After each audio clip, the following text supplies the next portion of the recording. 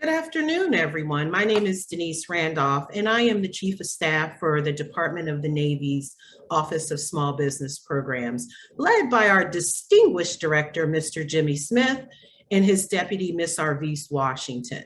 On behalf of OSBP, we thank you for joining us today.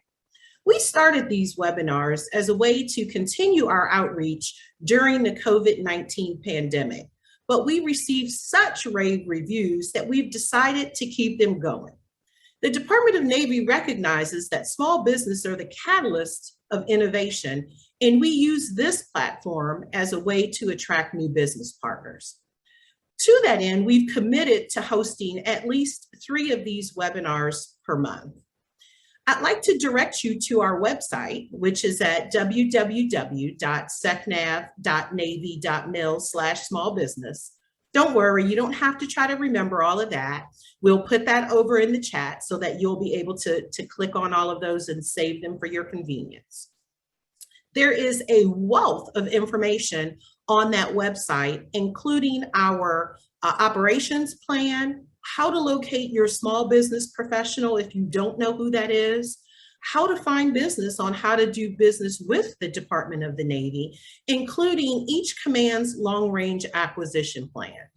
You can also go in and review any previously recorded events on the website under Outreach and Past Events tab, or as always, you can visit our YouTube channel. Again, all of those links will be down the side in the chat. To stay current on what's going on with the Department of Navy's Office of Small Business Programs, you can register for our mailing list on our homepage. To stay up to date about upcoming industry days, along with command outreach and just generally what's happening across the Department of the Navy, I'd encourage you to connect with us on one of our or all of our social media platforms. We are on Facebook at facebook.com/Navy OSBP, altogether one word. We're also on Twitter at twitter.com/DON_OSBP.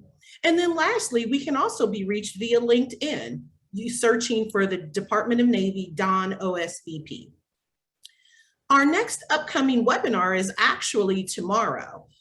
It's with our Rhode Island Procurement Technical Assistance Center, or PTAC, on how to do business with the Department of the Navy. I encourage you to register. It's not too late, and join us there as well. Today, though, we have a couple of dynamic speakers. Ms. Jean Powell is the Director of the Office of Small and Disadvantaged Business Utilization at the U.S. Department of Housing and Urban Development, or HUD. She serves as the principal advocate for utilizing small and disadvantaged businesses in federal contracting to meet the department's mission.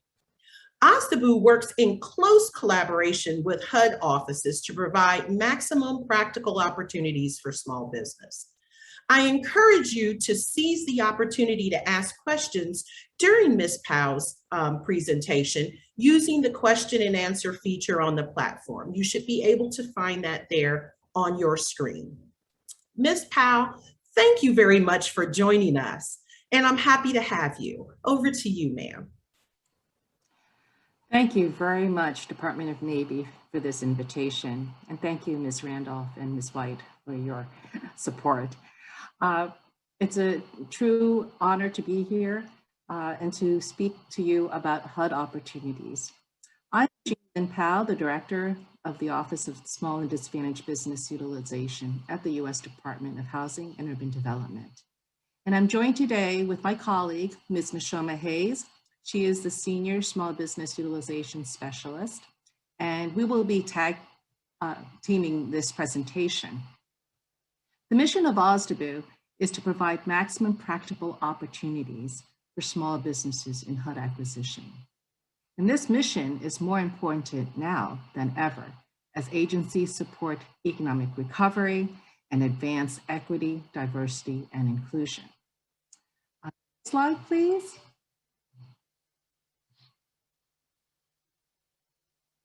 Okay. And next slide. Thank you. Just a bit about HUD's mission. HUD HUD was established in 1965, and the U.S. Department of Housing and Urban Development is responsible for most of the nation's housing programs. HUD's mission is to create strong, sustainable, inclusive communities and quality, affordable homes for all. Next slide, please. Here's an organization structure of the department, and I want to just point out that the Office of Small and Disadvantaged Business Utilization is part of the Office of the Secretary, and I report directly to the Deputy Secretary. Now, this is a requirement in the amended Small Business Act, and it provides the high visibility that small business programs deserve at the agency. Next slide, please. So HUD, of course, is based in Washington, D.C. We have over 8,000 employees across the country. We're located in 10 regional offices and 54 field offices. I do want to point out that HUD has major procurement offices in Washington, D.C. headquarters, but also in Philadelphia, Fort Worth, Atlanta, Denver, and Chicago.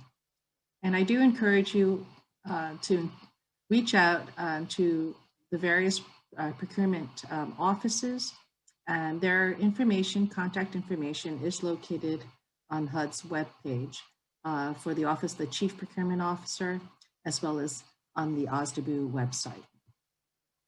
Next slide, please.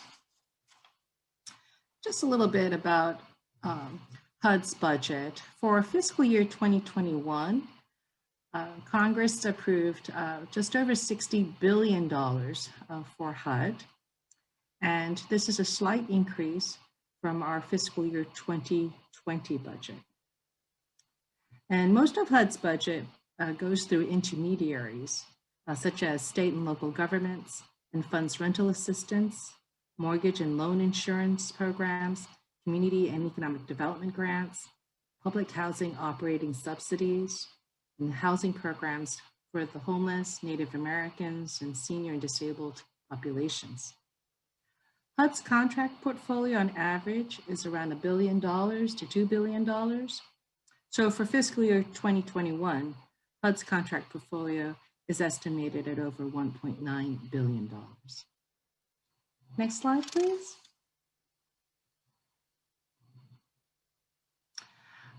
Here are goals for small business for this fiscal year 2021. So HUD's prime small business goal is 5%. For SDB, it's 5%. Women-owned small business, it's 5%. HUD-owned businesses, 3%. And for service-disabled veteran-owned small businesses, it's 3% as well. The department's subcontracting goal for this year is 35%. And then for the rest of the socioeconomic categories, it follows the statutory goals.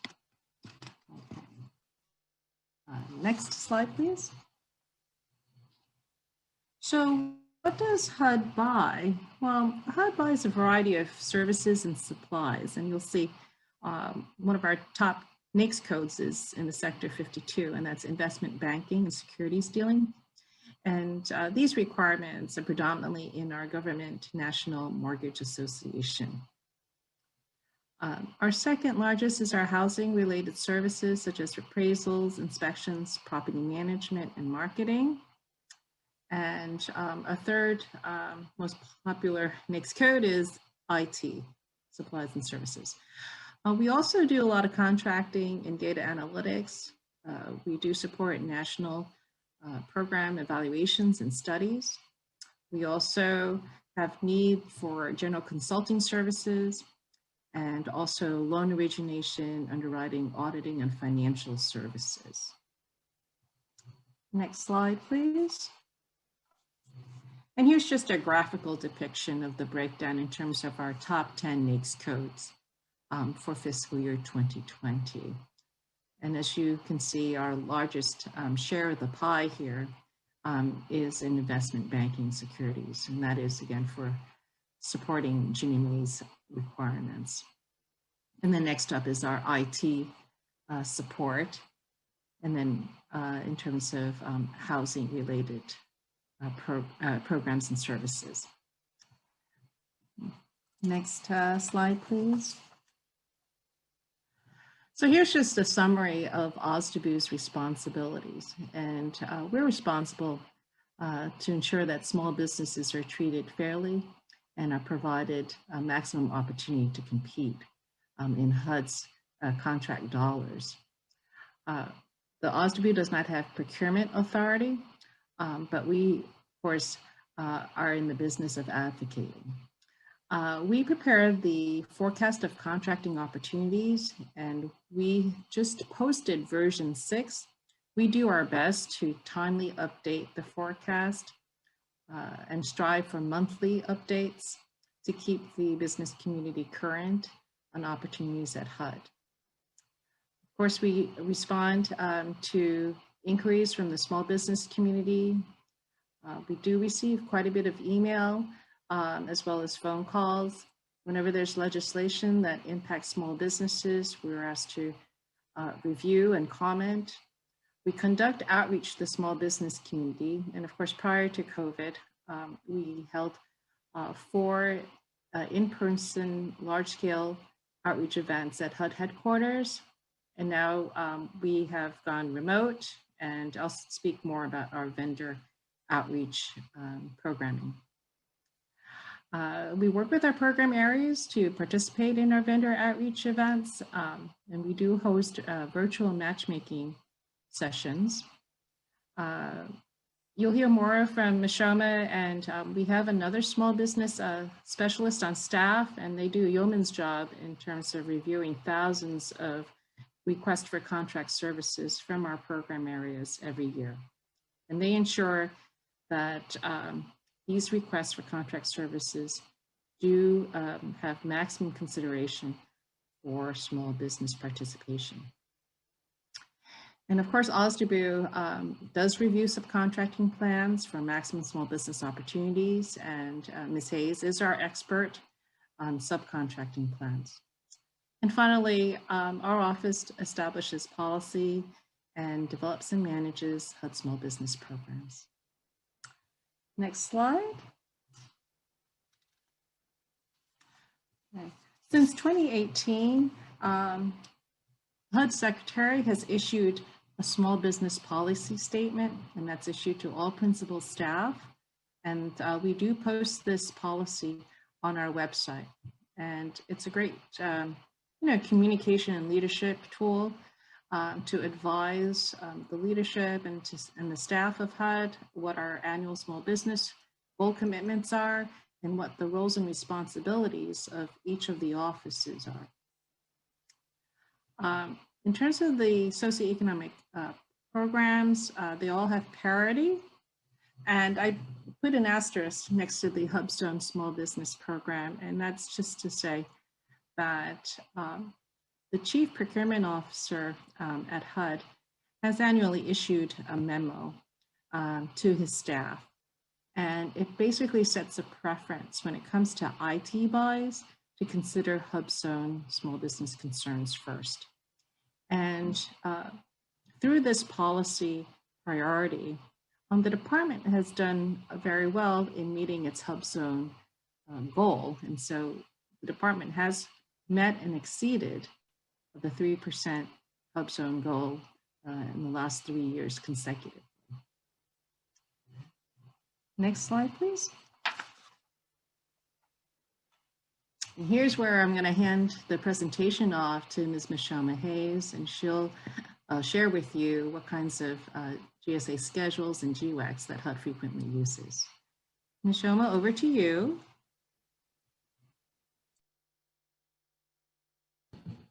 Okay, it would help if I unmuted. Thank you, Jean. So, HUD buys in a variety of ways. One, we use GSA schedules. I know you probably are already familiar. We're about a year into the consolidation of the GSA schedules, those 24 schedules, to the multiple award schedule. But just for reference, for familiarity, we use MAS currently, and But previously, those names that you may be are more familiar, at least to me, you know, MOBIS, AIMS, FABs, TAPS, Schedule 70 were ones that we used a lot in our procurements when using GSA scheduled vehicles.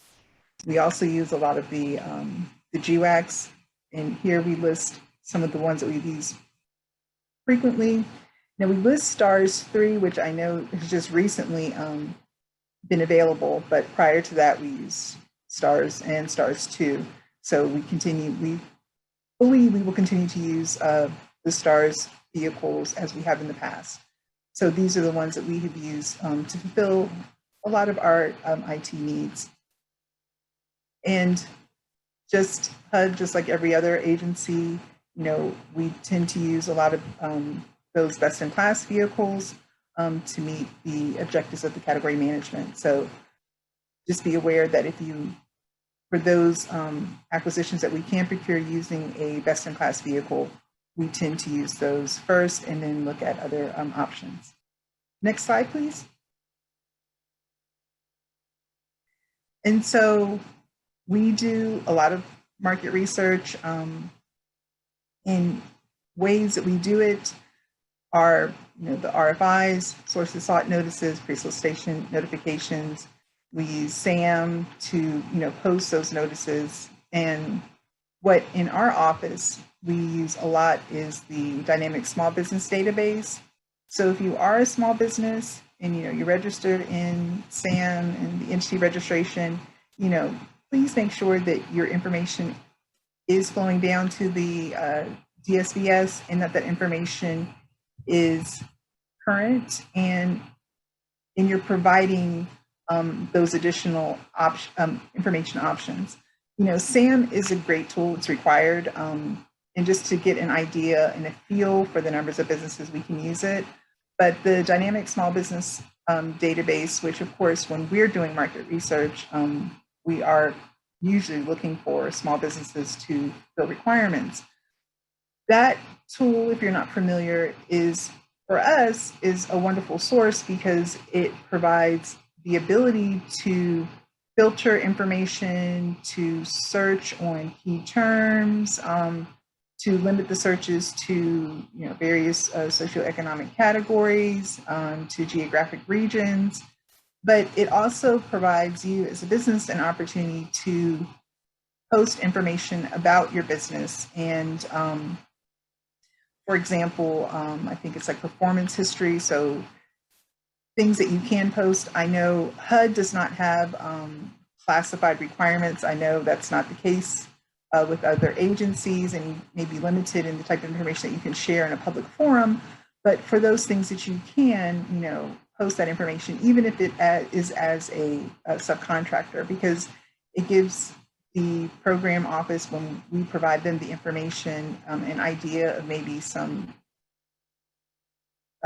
related requirements that you've been on, and even a general idea of the size and scale of requirements that you have experience with. And then, you know, the NAICS codes categories, you know, are very broad. You know, I know Jean gave the listing of our top 10 NAICS codes, and one of those is the 541-611, the Administrative Management, General Management Consulting Services, which covers a lot of things.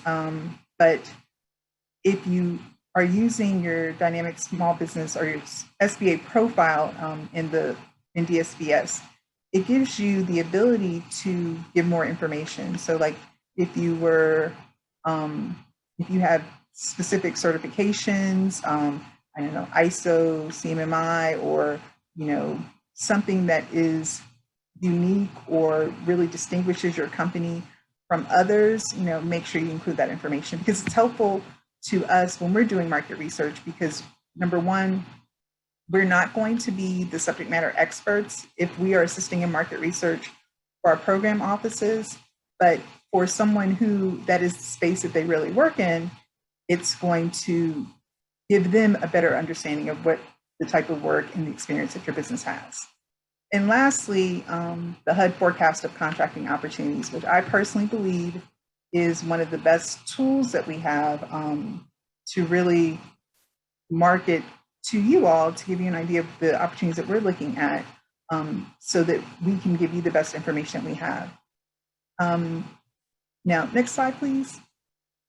I believe is the, okay, so this is a sample of what our forecast looks like. So our forecast has a couple different sections, but the section we're going to focus on is section, okay, Roman numeral 6, products and services. And our forecast is broken out. Well, actually, we have two versions, which one is a PDF document, which is what we're looking at, but we also have an Excel version, which I don't believe has been posted currently, but it will be available on our website. This is what our forecast looks like. And the way that our forecast is developed, starting with version 1, which hopefully is available no later than, the end of October, is our forecast number 1 is only for the fiscal year currently. So we're looking at our annual strategic procurement plans for FY 2022 and developing that. And that's what we use to develop the forecast. So you see the plan number listed is coming from our internal APP documents. The requirement, whether it's a new contract or a recompete, something we have had in place before, a description of the services, and if it is a recompete, it should always have the current contract award number, and that gives you the ability to do some additional research, and you can go into FPDS, put in that contract number, and get some information on that award. Now, you won't be able to get like the contract itself, but if it is something that we competed using beta.sam.gov, you can also use that contract award number and, it's no longer beta.sam.gov, it's just sam.gov. But you can use that number in, I believe it's contract opportunities in sam.gov, and get the previous solicitation information, which is a good tool. Not to say that, the requirement is going to be exactly the same. More than likely there are going to be some changes, but it will give you an idea of what we were looking for, what types of information we needed, if there were any, requirements that you would need to have. And especially with some of our larger contracts, it can give you an idea of like the orders that we expected at that time. So, the general information on that contract to see whether or not it's something that you would look at to potentially as a prime contractor, or maybe it's something you would be looking at to go in as a sub or a teaming arrangement with another vendor. And then we also include the primary NAICS code. And if we have that information, if we're using a schedule or a GWAC, we will include that information as well. And for those requirements that are a recompete and they are, currently in the 8A program, you will see a lot of those identified as, competitive 8A, sole source 8A, and that's really going to be, dependent on the value of the requirement. And then you'll, again, see the estimated total contract value range. And one of the most important pieces is each of our requirements should have a program office point of contact. So in the case of our forecast at HUD, our points of contact usually are going to be our program office, CORS, contracting officer representatives. There will be some that have listed contracting officers, especially for things that have moved into the contracting office, and communication can only be had with the contract shop. Communication no longer be had with the program office.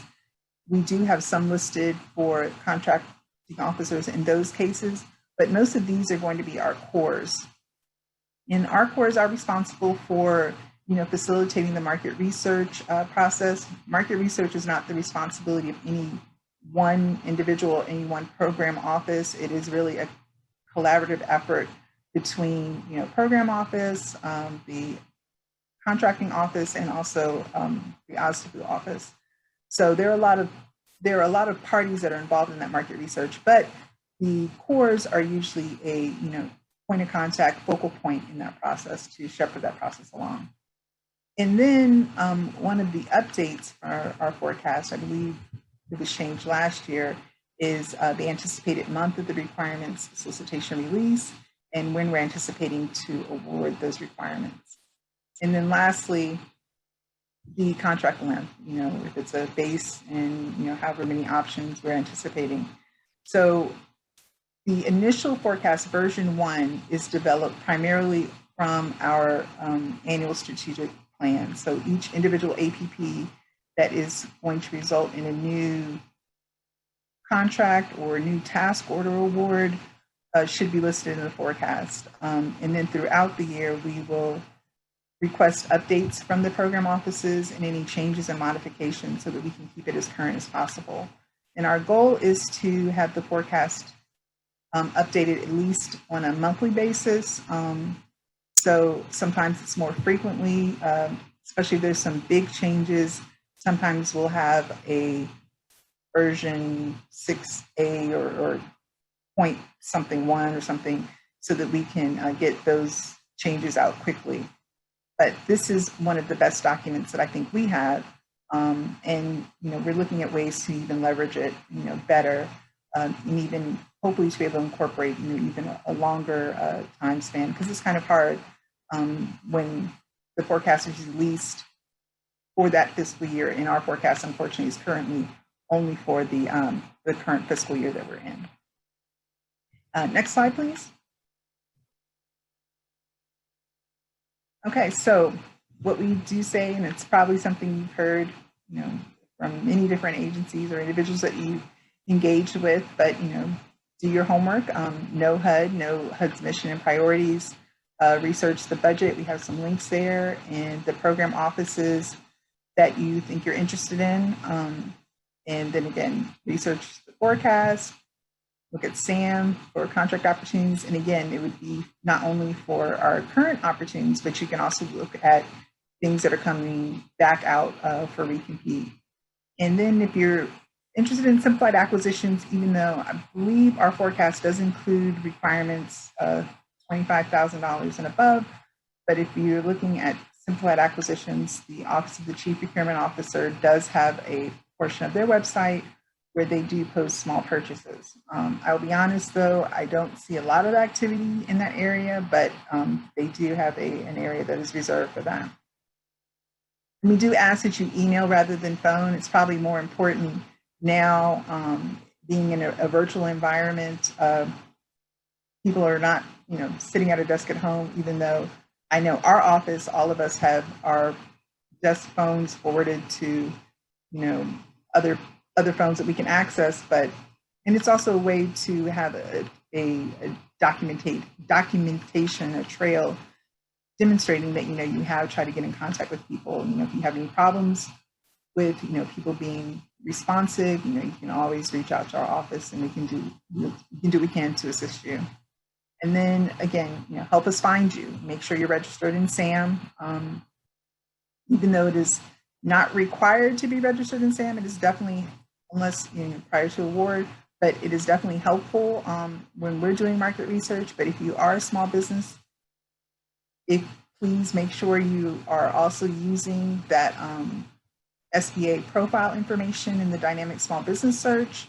It is very helpful for us, and it's something that also we have recommended when we've engaged with our either small businesses looking for partners, and also because we do also engage with other than small business concerns, large businesses, and we have told them these are sources that they can use as well to look for businesses that they potentially are looking at to engage with, partner with, subcontract to.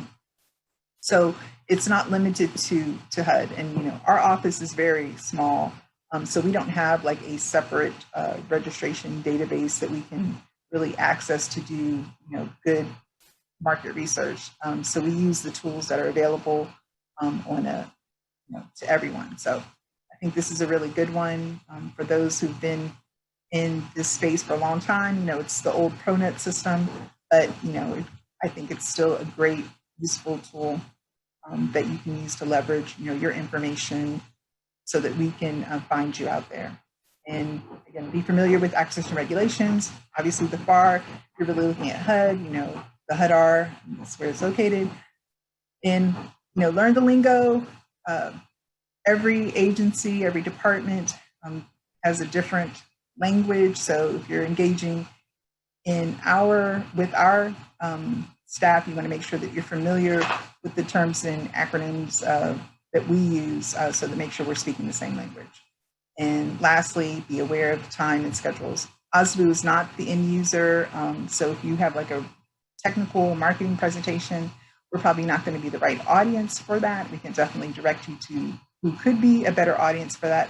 But we are here to advocate for small businesses, but you don't necessarily need to hear that level of presentation. We just really need to know what it is that you do, background information in terms of, you know, where have you done it before. But when you really want to get into the nitty bitty details of how, you know, particular things are done, we are probably not going to be the best audience for that.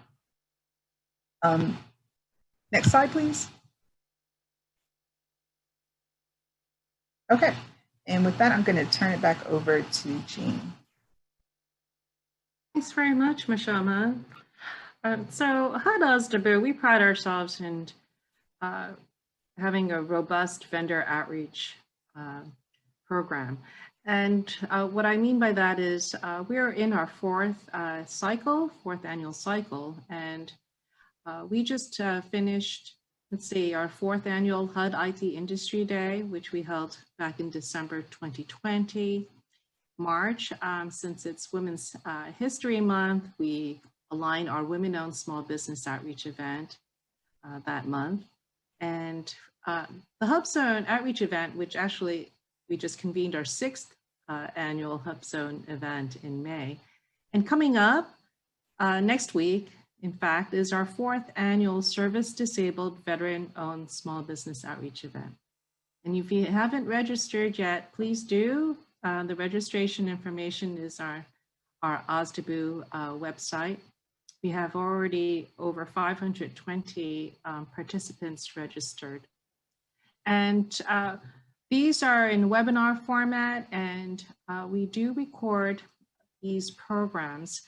And what's coming up next week is we have our leadership, HUD leadership, making welcoming remarks, including our new Deputy Secretary.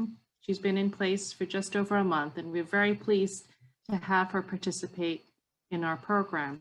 We will have our Chief Procurement Officer speak, as well as a representative from the Small Business Administration.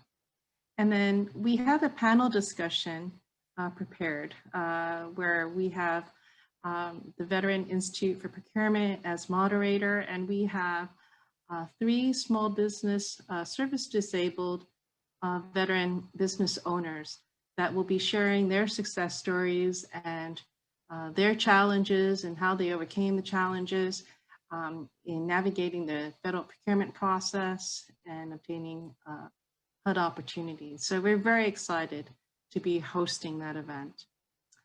From time to time, we will host virtual matchmaking events, and that's also announced through our website and through our stakeholders. And then what we've been doing during COVID, actually, we wanted to have more routine outreach events.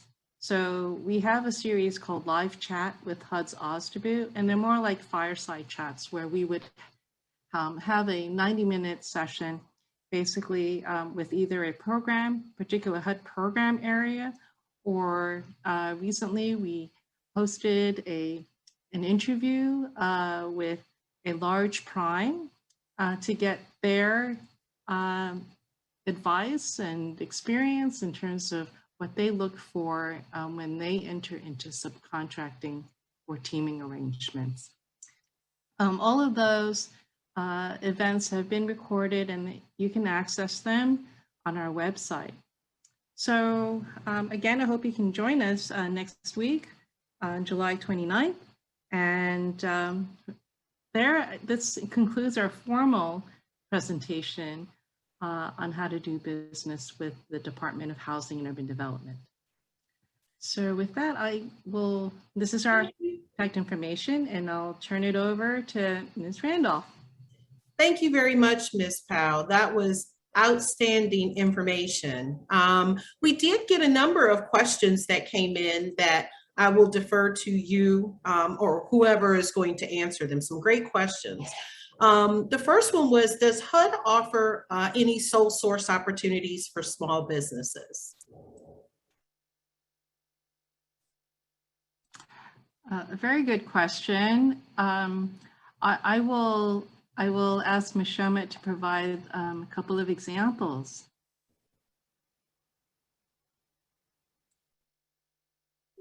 Okay, sorry. So yes, we do have a number of sole source, 8A sole source contracts that we award.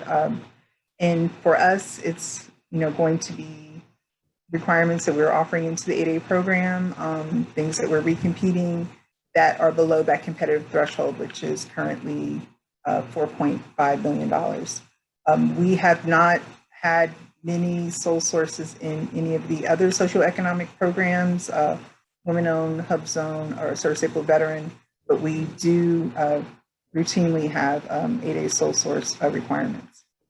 Okay, thank you very much for that. There are several other really good questions on here. So you talked about your forecast and you indicated that it was annual. So when is that published? Obviously updated yearly, but is there a specific time frame that you all publish the update? So Ms. Sherman mentioned that once the department has the annual strategic acquisition plans approved, or the Chief Procurement Officer approves the individual program office plans, then we would, in our office, OSDBU, would start populating the forecast for the coming fiscal year. So that's in process now for fiscal year 22. And so we do our best to have our first version available by the end of October. And then from then, that time on, we will work with our program offices and asking them for any updates to their requirements. And as you would imagine, probably towards the end of second quarter, where things get kind of heated up. And so we try to update, we strive to update the forecast on a monthly basis. Okay. So the first one is the end of October, and then you update as you get additional information. So they should check back. That's right. Okay, excellent, excellent. So it looks like the way to do business with HUD slightly differs from the way that you do business with DoD. So at least from the question that came in, is there some type of training that you all put on how to do business with HUD? Well, this is the type of training that we do. We often speak at other departments or with our stakeholders or partners, associations. We provide an overview on how to do business with HUD. Periodically, like I mentioned, with our live chats, in addition to speaking or having a presentation from our program colleague, the OSDBU office will also provide an overview generally how to do business with HUD. And those are recorded. Great. So they're recorded, and you had mentioned previously that you all do load those on your website. So Correct. They should be able to go there and find those. Excellent. Thank you very much. Now, if there's a small business that's kind of been doing this for a little while and wants to team with a mentor, does HUD have a mentor protege program? So as I mentioned, we're a small but mighty team. There's just the three of us, full-time equivalents. And so we don't have the capacity currently to mentor protege program. Not a problem. So one of the attendees mentioned that they tried to follow along with you as you were talking about searching through sam.gov to find a solicitation, a previously issued solicitation. They tried to do that and were unsuccessful based on the information that they've indicated you provided on slide 13. Is there additional training that you all have somewhere? Is there something on the website that goes into a little more detail on that? No, there is not currently, but I realized after I said it, I missed a very important step, which is you have, with the contract information, if the award is listed in sam.gov, it's probably very easy, but a lot of times you actually have to go into FPDS first and get that solicitation ID number, and then take that solicitation ID number over to sam.gov. Okay. And search on that. And just make sure that you're also using, I think it's active, but also select inactive posting so that you'll be able to potentially check that. But if you were still unsuccessful in finding that information, feel free to contact me and we can go over it and I can show you how I do it on my end so that you can get the information that you're looking for. Excellent, excellent. And I know that in your reminder for them to do their homework, there is a help guide out there on sam.gov that has those kinds of questions. So they may be able to actually help themselves a little bit if you're unavailable at the time they reach you. So one of the things that has come up is your vendor outreach events. We've gotten quite a bit of interest in those. Are those posted as well on your website? Do they go to your general website, or is there another place that those are hosted? So the announcements for our vendor outreach programs are posted on our landing page, the OSDBU landing page, but we also send out announcements to sam.gov. Okay. Okay. So the industry day would also be there. So would the recordings for the industry days also be on your landing page, as well as your trainings and webinars, things like that? Correct. If you, on our landing page, you'll find, I believe the link is past events and trainings, and you just click on that. Okay. Okay, excellent. Another question had to do with the forecast again. Is FHA forecast information also there under that same forecast, or is there a different place to find that? Yes, FHA is listed under Office of Housing. Office of Housing. Yes. Okay, excellent. Thank you very much for that. So the virtual matchmaking event, if they wanted additional details for that, is that on your webpage, or can you elaborate a little more on that and what goes into that and how they register? Certainly. So depending on the event, we will have information about a matchmaking, virtual matchmaking opportunity. And there will be a registration for the attendee to register for that portion of the event, and then they can make an appointment with the specific program office that they wish to speak with. So Okay. for this SDVOSB event coming up, we won't be offering a virtual matchmaking component to that event, but we are planning to do so for our IT industry event in December. Okay, thank you very much for clarifying that. I appreciate that. Another question came in about how you all advocate. So if a company sees an opportunity, they understand the program, and they understand the HUD landscape, will your office help them in advocating to the program office? How do you do that? Or do you do that?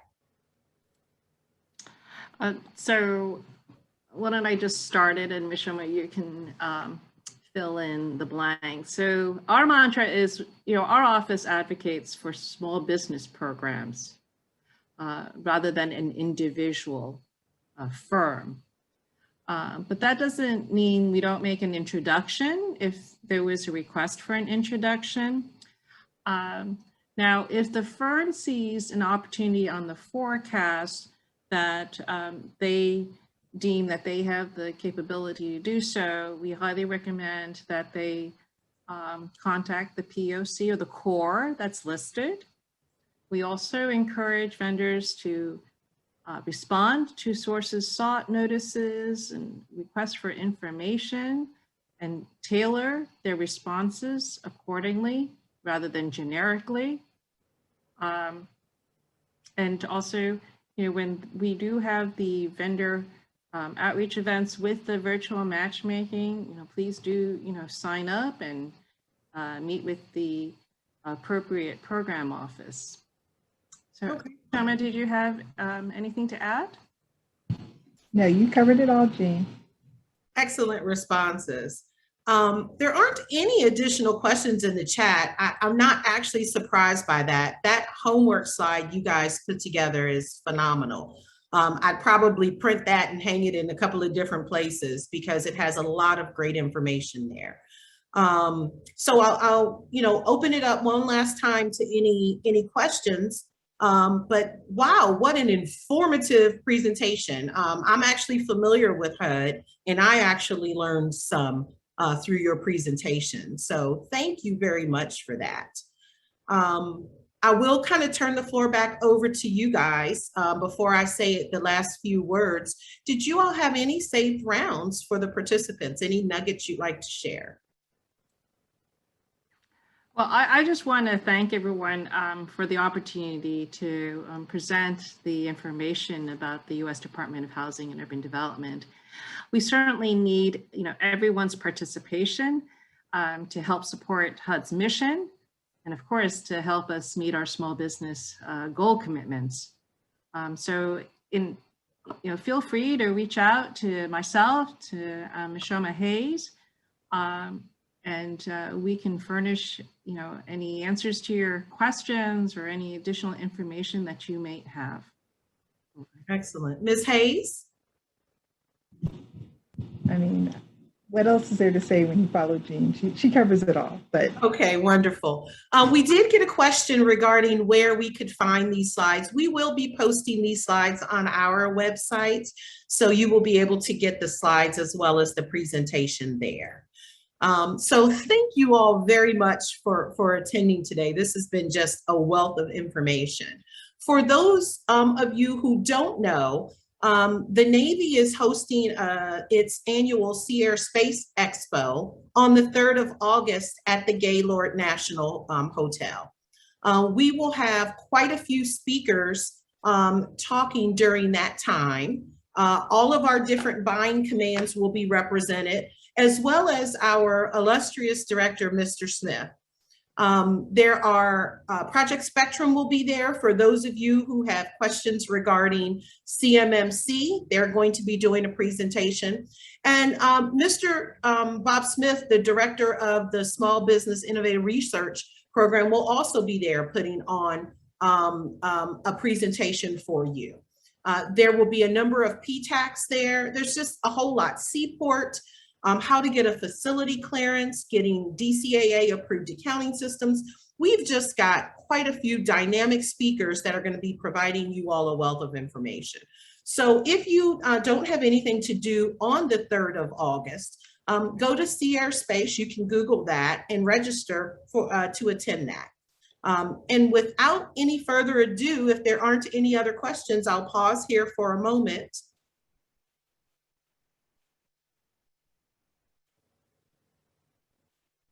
No, not seeing any other questions. Ms. Powell, Ms. Hayes, what an outstanding job. Thank you all very much. I will give you about 10 minutes back in your day. I appreciate your time this afternoon, and to the attendees as well. Thank you all very much.